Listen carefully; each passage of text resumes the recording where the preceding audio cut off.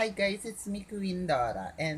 But anyways, may kumakalat na mga status about dun sa patatak ng damit na alam ko kasi noong una si Duterte eh. Kasi dito sa Maya pa area, dito sa Calamba, may libre kasi dito na patatak ng mukha ni Mayor Rodrigo Duterte. Hindi ako nakagora kasi nga purlog sa lola mo, lasing nung nakaraan, kaya hindi ako nakapina ng bonggang-bongga.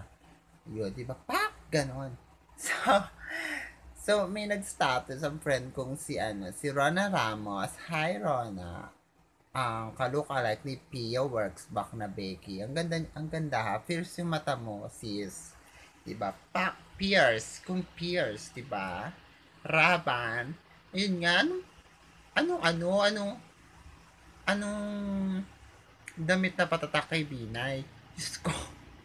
Sino ba naman magpapatatak dyan? Diyos ko naman, nakakaloka ka.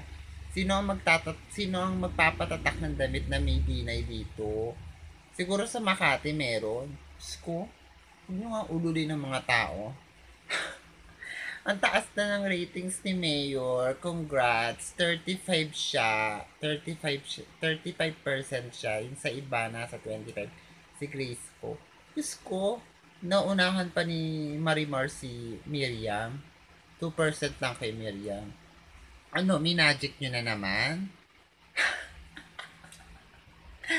Walang ganun-ganun. Walang magic-magic. Diyos ko. Wala na. Walang ganyan. So, tanggapin nyo na, 'di ba?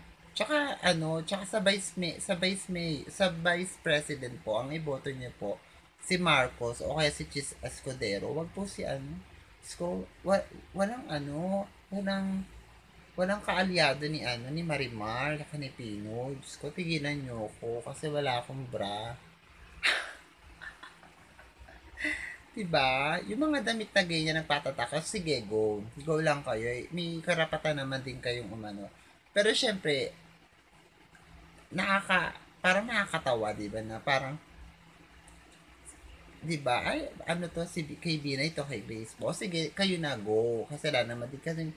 Kasi merese lang kasi kami. Kasi ayun nga yung gusto nyong kandidato. Pero kami kay Mayor. Di ba? Hindi naman lahat din talaga ng Pilipino kay Mayor, pero karamihan talaga kay Mayor Duterte, 'di ba? Kasi nga nauntog na sila. Gusto nila si Mayor na para ano yung pagbabago, Diyos ko. Kaya magsitigil kayo. Magsitigil kayong lahat. Kasi nga, darating na si Mayor.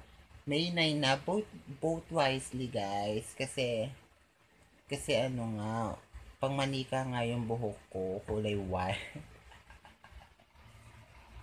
Pak na pak. Diba? Nakakaloka. Ganitong oras lagi ako nagbe-video.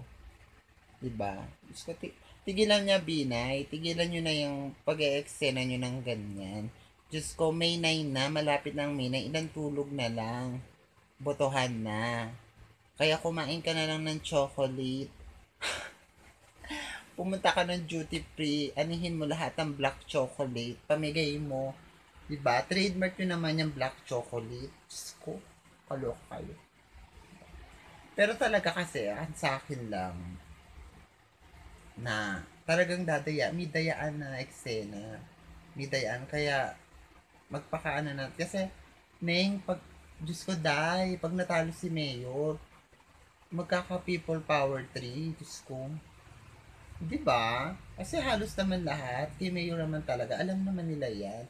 Ayaw lang kasi nilang ipanalo kasi nga, lagot ang mga anes, mga kemelatik din sa gobyerno.